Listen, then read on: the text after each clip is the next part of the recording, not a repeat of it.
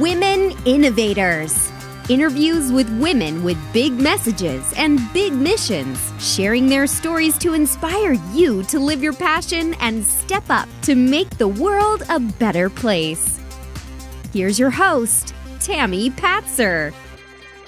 Hi, this is Tammy Patzer, and I'm really excited to introduce today's guest, speaker, best-selling author, coach, and consultant, GAIL DIXON. GAIL is founder and chief message master of Masterful Messaging. GAIL guides people in giving voice to their vision and crafting powerful messages that generate powerful results. For more than 30 years, she has helped people to name, frame, and claim the verbal expression of their personal and business identities. With a unique gift of listening between the lines, GAIL is recognized as a top expert and trusted authority for creating compelling and authentic brand and personal messaging. She is a certified public speaker through Women's Prosperity Network and a lead coach in their community. Welcome, GAIL. Thank you so much for having me, Tammy. I'm glad to be here. This is really an exciting topic, helping people to name, frame, and claim their business identities. So let's talk a little bit about that. So being able to state your marketing position or competitive point of difference is really essential to business success. What makes for a really successful marketing position? Well, a successful marketing position makes your ideal client say two things. The first is, that's what I need. And the second one is, and that's where I want to buy it. Wow. So what do you do to help people to create their marketing position? Well, I really take people through a 3-step formula to create a clear and concise marketing position statement. And I call those 3 steps: name it, claim it, frame it, and claim it. And when I use this system, we get to an elevator speech or a marketing statement that sets people apart from their competition and positions them as the leader of the pack in their field.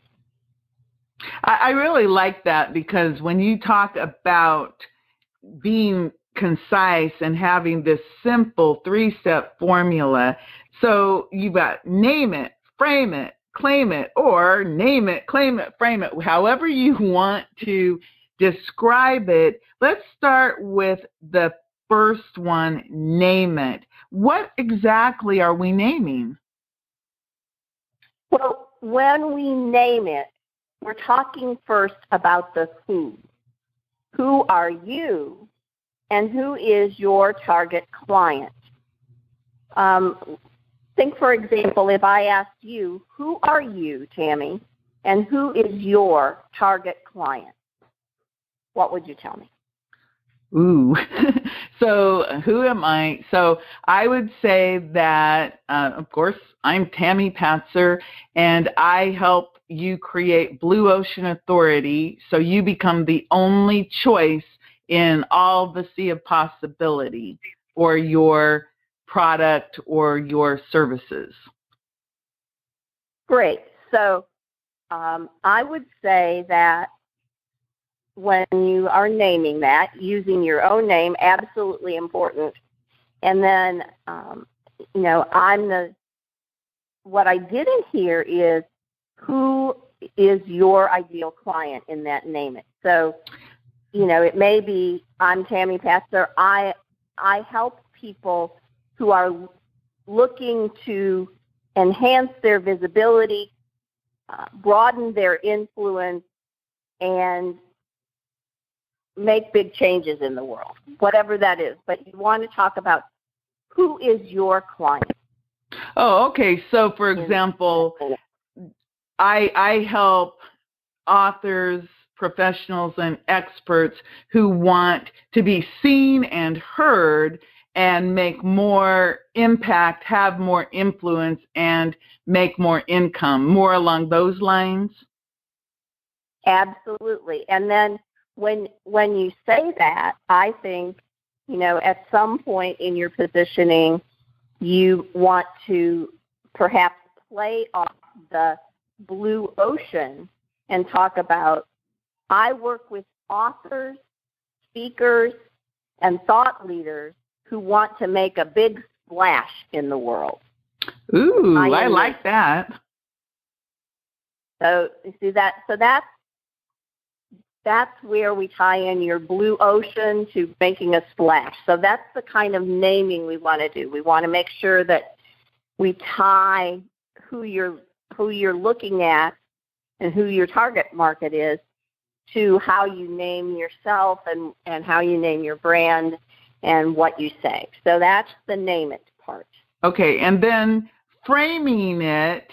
This is very interesting to me because I love the fact how you're breaking this down, and I'm really happy we're using me as an example. So in my positioning statement that I just stated, obviously I think I'm framing it, but am I? Tell me more about how we frame. So here's where we talk about the what. What exactly do you offer, your product or service, and what sets you apart? So what you started talking about with the framing to me, this is where, with the naming to me, this is where we might talk about that kind of, I help people, I work with social media or multiple media channels and routes of influence to help people increase their impact, broaden their visibility, whatever. But it's the what. So what you do is let's work with what's the frame. Okay. You know who we're talking about. People who want to make a big splash. So now what's the frame? So what I'm really focusing on is what I call beyond the bestseller, with the Blue Ocean Authority to help them to gain to be seen and heard, to gain more impact, influence, and income via my marketing systems that take them beyond the bestseller. And I'm really happy to be talking about this because this is something I'm actually working on in real life, trying to make a statement about, well, how do I tell them what that means? What does it mean to take it beyond the bestseller?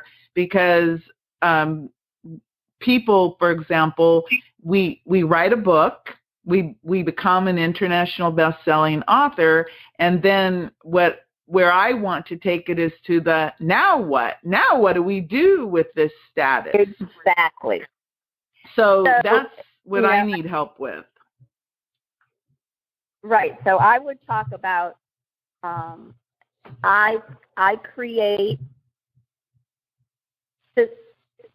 or implement systems or processes that leverage a client's bestseller into that income, impact, whatever. So that, so create more, what did you say? Income, impact, and influence, impact, and income. Right. And I also talk a lot about reach, authority, credibility, celebrity, and expert status, which that actually it comes out to the word race, like the race to the top. I do talk a lot about that when I do actual presentations, where I can actually visually show somebody what I'm talking about, which obviously what I do lends itself to being very visual. But again, you really do have to have a 30-second to 60-second message so people go, oh, that's what she does. I have people all the time. They say, well, what exactly do you do? And it's funny because I'm like, oh, crap, I have to try to figure this out. And this is, I love this because for the audience listening, this is a really good example of how you could help them come up with their exactly. Name it, frame it, claim it, because it is it's a conversation and it's a brainstorming. And, you know, as you're talking, we're talking back and forth and we're literally going, well, it could be this, it could be this. And then, of course, it's growing. So that's really exciting. So what I need to do for my framing is I really have to get it down to what exactly do I offer, right? Yes. Yes. And then, what do you offer? And then once I have that, claim, I need to claim it. Right, and the claim is where I would use your 3 I's phrase, the influence, impact, and income. That's in the claiming part. Because that's the result. That's the result they get. And that's their, you know, that's what they're coming to you because I have this bestseller, but it's not getting me on more stages. It's not getting me media appearances. It's not putting more money in my pocket. So how do I, you know, I've done the work. I've written the book. I launched my campaign. But now I'm not leveraging that into what it's supposed to get for me. So I'm, right. You know, whether it's I'm not as well known as I want to be, I'm not as in demand as I want to be, or I'm not earning as much as I want. Those are the pain points that bring a client to you. Right. You know, I did what I was supposed to do. I wrote the book. I got it to bestseller, but I'm not getting the goodies from what that was supposed to bring me.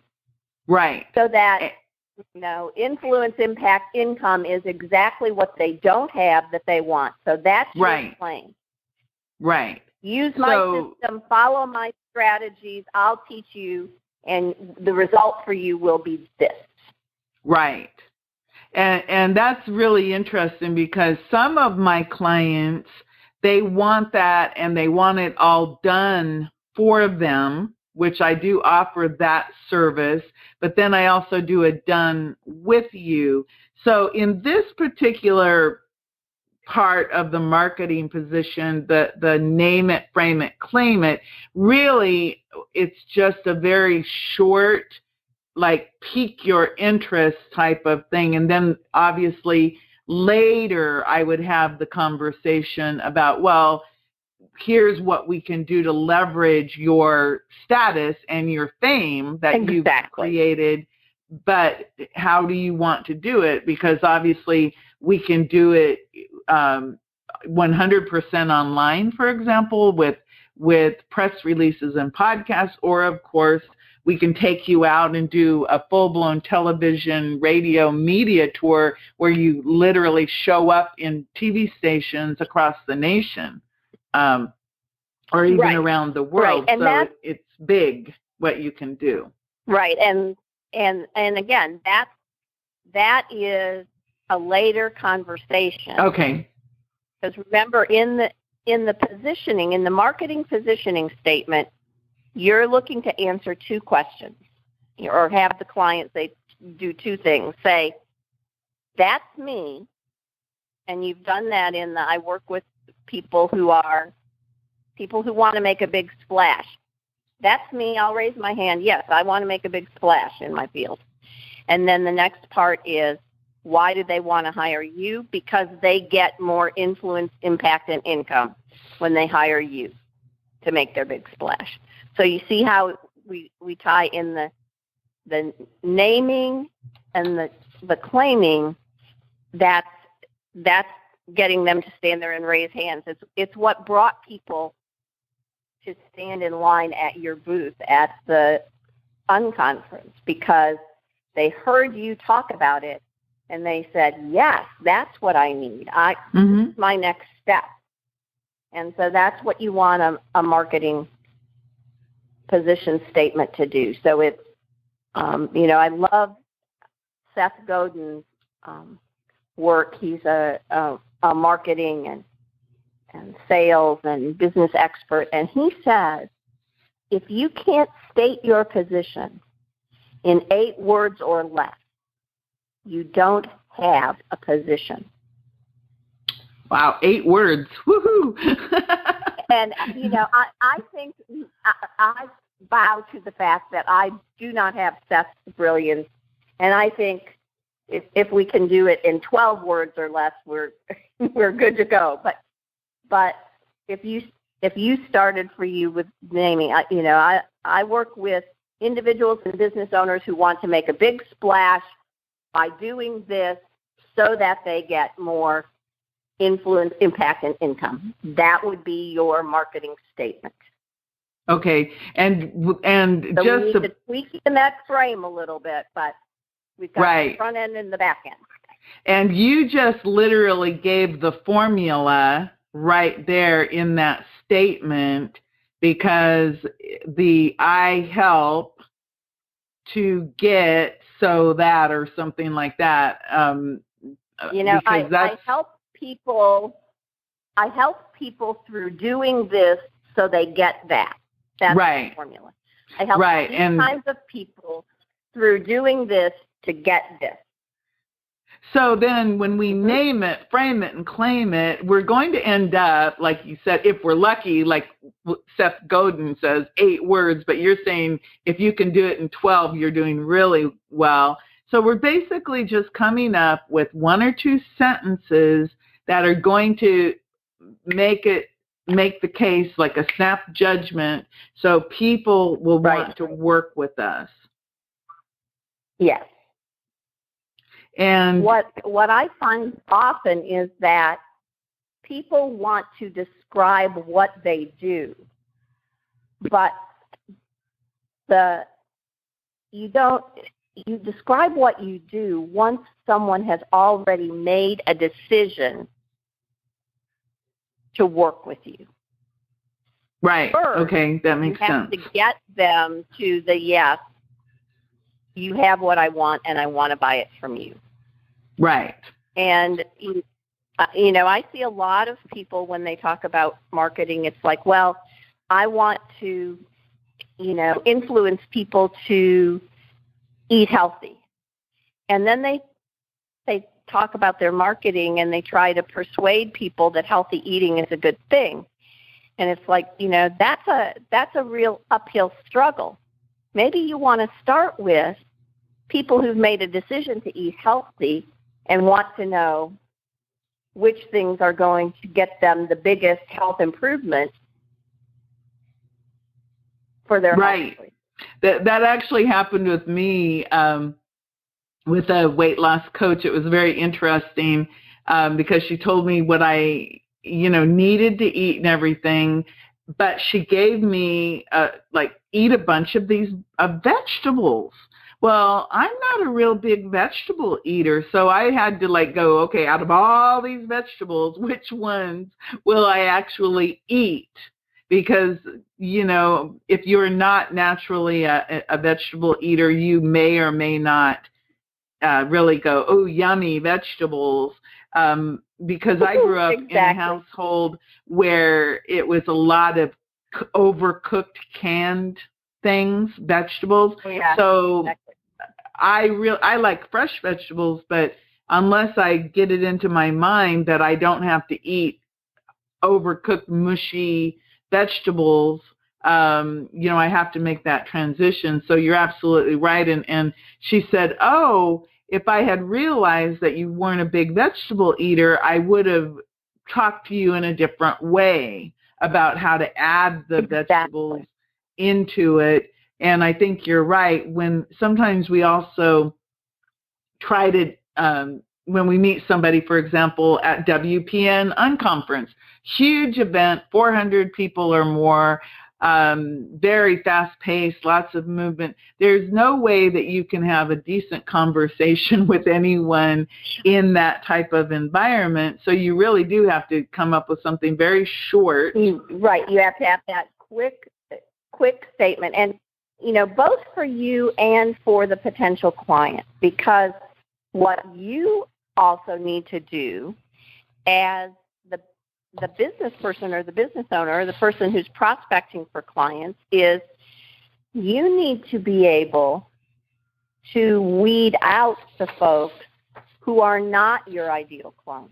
You're at the point in your business that you only have a certain amount of space to take on new clients, and you want to take on the clients who are ideally positioned to make the best use of your talents to get the best results for them. Yes, and that goes for everyone. Exactly. Even in the beginning, that was a big mistake I made. That 2020 hindsight is I used to work with anybody who wanted to work with me. And that meant that I had a jeweler, an AC guy, I had a contractor, I had all kinds of clients, but that meant I had to learn about their business. And it took a lot of time and energy when if I had honed down my ideal client to begin with and maybe only focused on, let's say, plastic surgeons or authors or whoever it was, I would have grown and been successful faster than it took me. Let's just say that I'm going into year 8, and the last year and a half has been when I finally figured it out. So when you say, and you're clear, you've now narrowed down to you work with authors, speakers, and thought leaders who want to make a big splash. Yes. By doing this to get to that. So now instead of I work with anybody who wants to be big in their field, you've narrowed down to 3 types of people who have lots in common. The mechanisms for promoting those people are very much the same. The routes of influence are very much the same. So you restrict your learning curve, and you're dealing in your unique sphere of influence. And that's what makes, that's the difference between people being really successful and continuing to push the boulder up the hill in their business, not quite landing in their sweet spot. And so the better you can do this name, frame, and claim process in your positioning, it makes it clear for you as well as clear for your potential clients. Yes, I think you're absolutely right. I wanted to ask you some other questions about your background, because you have, like I read in your bio, more than 30 years of experience, and what you've done is very let's just say rare, and many people think, oh, anybody can write copy, anybody can create messages. Well, as people have heard from our beginning conversation about the name it, frame it, claim it, this is not just something that comes naturally to all of us. And I admitted, hey, it took me years to figure out exactly who I was and how to use my natural talents and abilities and my work experience in the media to bring it out to help other people. So tell me a little bit more, Gail, about how you envision your work impacting other people, and who is your ideal client? Great. Well, my ideal client is someone with a big mission or a big message who is looking for the way to make that connection, to bring voice to their vision so that they can bring that vision to reality. And I do that through the power of their master message. So the master message. Now I really am starting to now I'm getting it. It's like Tammy, ding, ding, ding, ding. Masterful messaging. Okay. So what do you think, and I think I'm a prime example of someone who has some problems, they might not even be real issues related to coming up with what I need to say. What would you say that are some problems that most people who are looking to create this masterful or master message, what are their issues? What's stopping them? I think a couple of things. One is they have a great service or idea, but they're not consistently connecting with the person who's the right target for their service or idea. Sometimes when you have something that you're really excited about, you want everybody to have it. But the truth is what you have is not for everybody. So you have to get clear about who you're aiming at. And then the next thing is you have this great idea, but you don't have words to describe it that will stay in the mind of the listener. Stick in the mind. One of the things that we think about in terms of crafting a master message is, I want to help you create the word song that's the earworm that people can't get out of their head. So, you think about, of all the music you've heard in your life, there are things that stick in your head and you remember the words or you remember the tune and it plays through your brain. And that's what I do with words. So I use several techniques with that. One is to make it music, to make it rhythmic, so that name it, frame it, claim it. You hear a rhythm in that, and that will stick in somebody's mind. Another is to use the sound of something. So sometimes using alliteration, like masterful messaging. Those two M sounds will stick in somebody's brain. So we find the words that express the essence, but also have that resonance and rhythm so that they will stick in people's heads. Most often, people use too many words to talk about what they want to talk about. And it's important to be able, this is not a case where more is better. If someone remembers, think about, for example, I think about somebody like Nancy Matthews, who talks about, I'm the visionary with guts. That tells you everything you need to know about Nancy.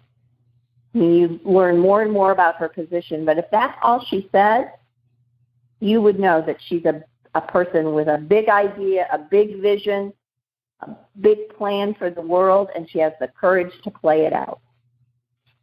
So you want to find those words that are so expressive of the essence of your identity that people, I sometimes am known as the writing wizard or the word wizard. If I tell you I'm GAIL DIXON, I'm the word wizard, you know what to come to me for. And, I started off my academic career as a speech and foreign language major. So I have always been intrigued with and connected to the power of words. And through my career, I have just learned to use words in ways that make me a magnifier for what other people want to do. And that really is my intention. I have this unique ability to harness the power of words, and I want to use that ability to further the missions and the messages that will change the world and change the world for the better. Wow, GAIL DIXON, word wizard. And I think that's true. And we are on a very similar mission. And that reminds me that you're actually, you have a chapter in one of my upcoming books with Leisha Berry, Big Mission, Big Message. And the cool thing about that is it's coming out very soon, and you share a lot of information about your big mission and big message. And you've also had some best-selling books, Masterful Messaging, Volume 1, Compelling Copy, I love that, and 2 compilation books, Journey to the Stage, Volume 1 by the Women's Prosperity Network, and 100 Voices of Inspiration, Awakening, and Empowerment. And you have a new book coming out in the Masterful Message series, Change Talk, that'll be published in spring of 2018. So I know that the cool thing about you, GAIL, is that you do have the power of the words. And the thing that I think is so important that people understand about messaging is that, like you said, they have to command attention, create connection, and ignite impact. And I stole those words from you because I thought those were so powerful. Command attention, such a strong 2 words. Create connection, ignite impact, very powerful action words, and yet they're just short little statements that do create, like what you called the earworm, where inside your head, I'm listening to different things you've said, and they do. It's like they get those alliterations, masterful messaging. It gets inside your head, and you just kind of play with it. So, what would you say are some of the biggest misconceptions people have about working with someone like you who is a word wizard? Well, I think one is that the only time it's important to have help with your messaging is in written copy. Are you writing an ad or writing the text for your website? And not thinking about how important it is to be able to also craft your oral messaging, to be so skilled at delivering your master message that you can incorporate it into conversation with people. And I don't mean standing there in a stilted way and delivering your elevator speech, but in getting the words that express your essence so natural to flow through you in your messaging that it becomes who you are, and you are able to use those words in conversation and tie them together. So knowing how important your verbal and oral messaging is one misconception. And then sometimes people think that it's enough to have a great product or a great service, and that will speak for itself. And the truth is that without a powerful positioning statement, without a powerful statement that commands that attention for your potential customer or client, they may never get to your product or service. They may never sort through the 90 other people that do what you do who are in your space to get to yours. You know, it doesn't matter if you have the best light bulb unless you're the best light bulb that people see. You know, having the best light bulb on your shelf doesn't help you. They have to see your light bulb. They have to look at it. They have to get there.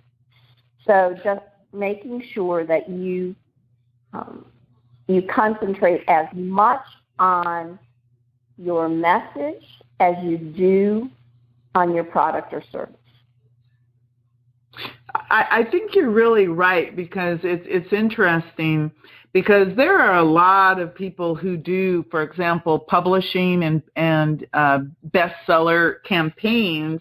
And the one thing that makes what I do 100% different is the fact that I actually take it beyond the bestseller.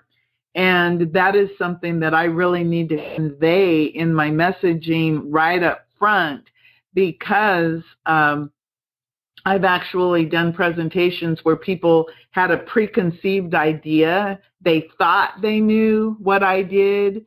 And then when I actually do the presentation, they go, oh my goodness, what you do is way beyond the bestseller. Then they realize how different my services truly are. And that is something that it is really important to get into that initial conversation. And that's why I started to say beyond the bestseller, because at least it gives people a clue that there's something else besides the publishing and beyond the book. And I found that when I added that, then people do know that they better listen to me, or that there's something different. And so they will take the time to let me go deeper into that conversation. So exactly. I think that you're right on target. You have to shine your own light. And again, if you don't have that right message in the beginning, our competition, it's not just with people in our same business. We're competing with all the noise, everything that's out there. And it is difficult to stand out in that crowd. And that's why that natural sounding message, people, we talk about the elevator speech. We talk about, our 30-second, some people call it a snap. And I go, what in the world is that? And I guess it's some language they learned in some networking group or something.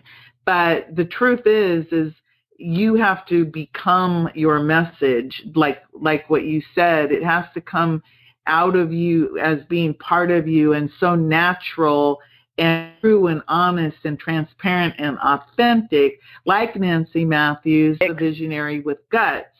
Very authentic, very true. She represents that statement. And so she is a good example.